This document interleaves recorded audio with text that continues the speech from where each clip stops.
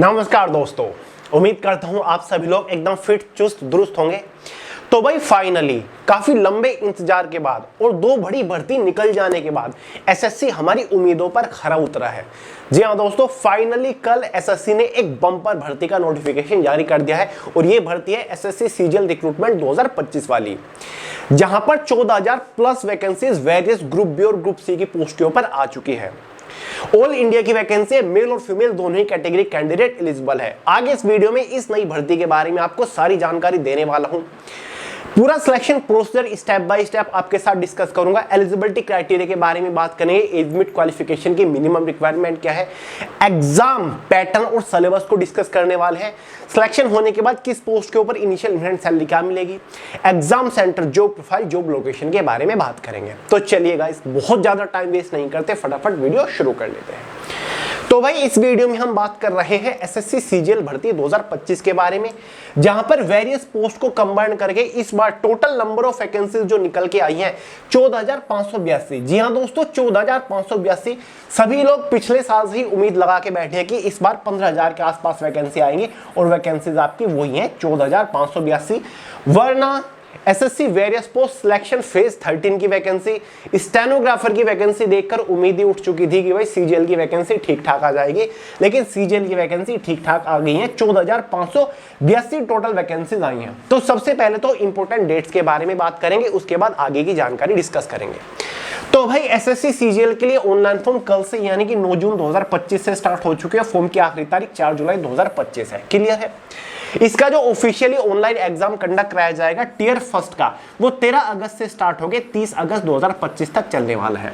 जी हां दोस्तों, tier first का एग्जाम 13 अगस्त से स्टार्ट हो जाएगा और वेरियस शिफ्ट में 30 अगस्त तक कंडक्ट कराया जाएगा। इसी के बाद टियर सेकंड का जो एग्जाम होगा वो दिसंबर 2025 में होगा। ये एकदम ऑफिशियल तारीख है। क्लियर है।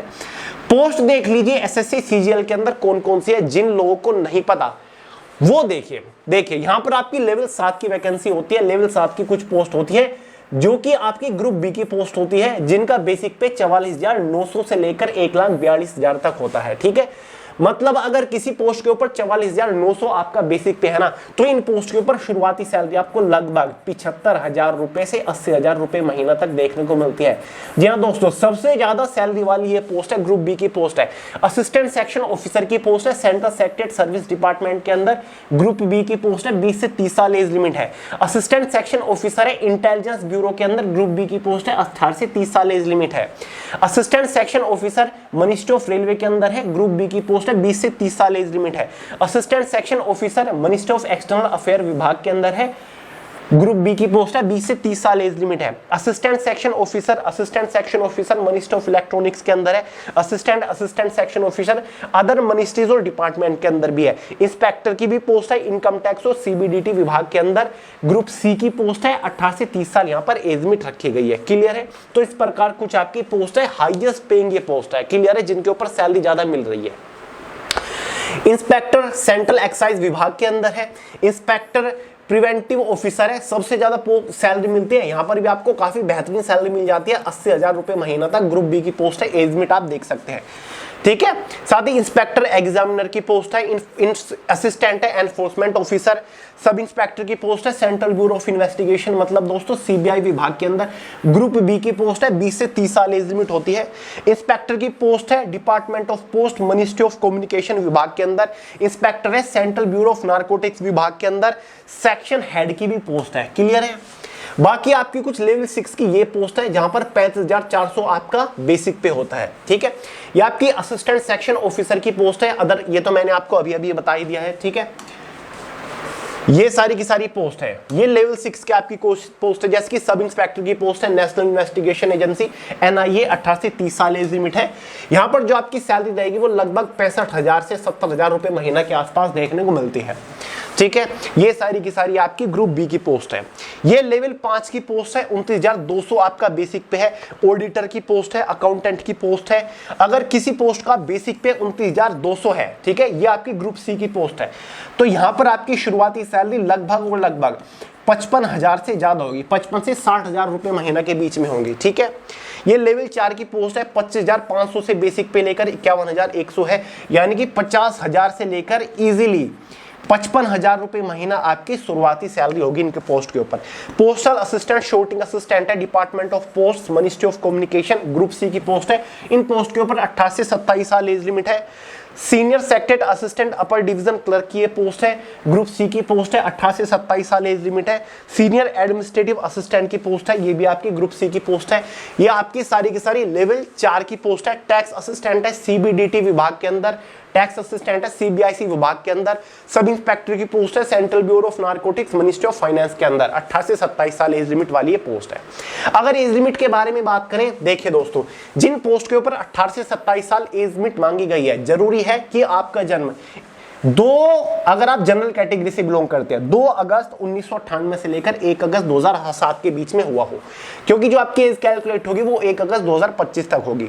जिन पोस्ट के ऊपर 20 से 30 साल एज लिमिट है, ज्यादातर ग्रुप सी की बी की पोस्ट के ऊपर है, तो अगर आप जनरल कैटेगरी से बिलोंग करते हो तो आपका जन्म 2 अगस्त 1995 से लेकर 1 अगस्त 2005 के बीच में हुआ होना चाहिए।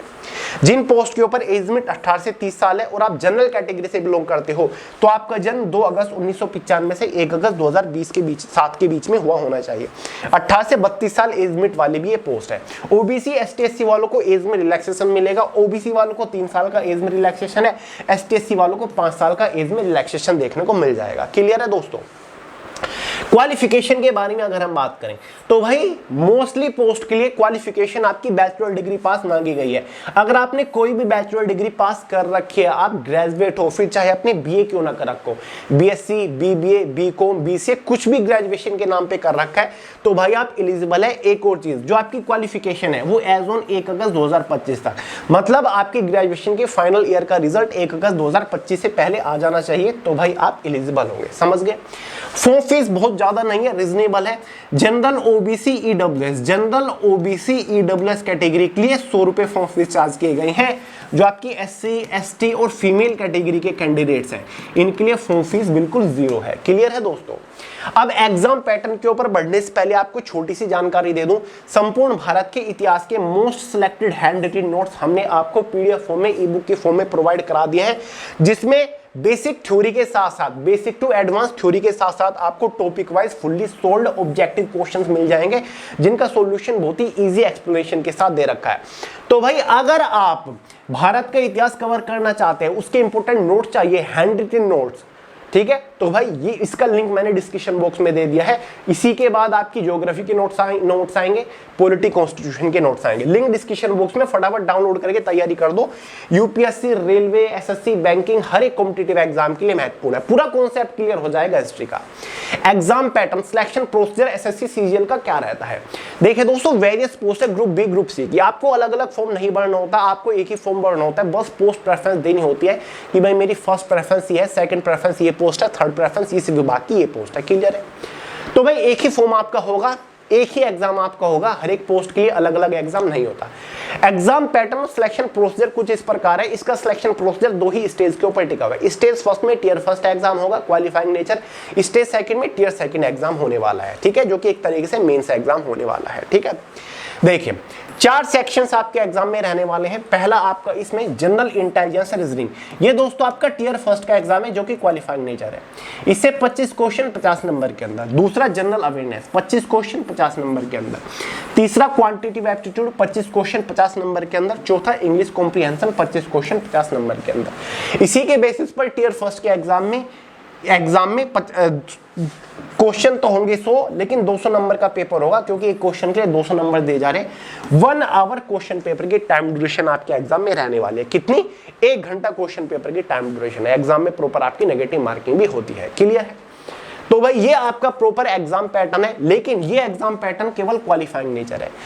ठीक है, आपको जस्ट क्वालिफाई करना है। ये एग्जाम डिसाइड करेगा कि क्या आप इसके मेंस एग्जाम सेकंड स्टेज के लिए क्वालिफाई कर रहे हो या फिर नहीं कर रहे हो। एग्जाम होने के बाद 200 नंबर में से एक इनिशियल क्वालिफाइंग कट ऑफ बनेगी कैटेगरी वाइज, जो कि डिसाइड करेगी कि क्या आप सेकंड स्टेज के लिए क्वालिफाई कर रहे हो। ये आपके सेकंड स्टेज का एग्जाम पैटर्न है, जिसमें आपको मैथमेटिकल एबिलिटी सब्जेक्ट मिलेगा, जिससे 30 क्वेश्चन आएंगे। रीजनिंग एंड जनरल इंटेलिजेंस मिलेगा, दोनों से 30-30 क्वेश्चन आएंगे। लेकिन मेंस एग्जाम की खासियत यह है कि एक क्वेश्चन के लिए 3 नंबर दिए जाते हैं, इसलिए मैथ के ये 30 क्वेश्चन आपके 60 नंबर के अंदर आएंगे। क्लियर है? मैथ के ये 30 क्वेश्चन, सॉरी मैथ के ये जो 30 क्वेश्चंस है ना, मतलब टोटल क्वेश्चंस तो हो गए 60। हाँ, एक क्वेश्चन के लिए आपको 3 नंबर दिया जाता है, ठीक है।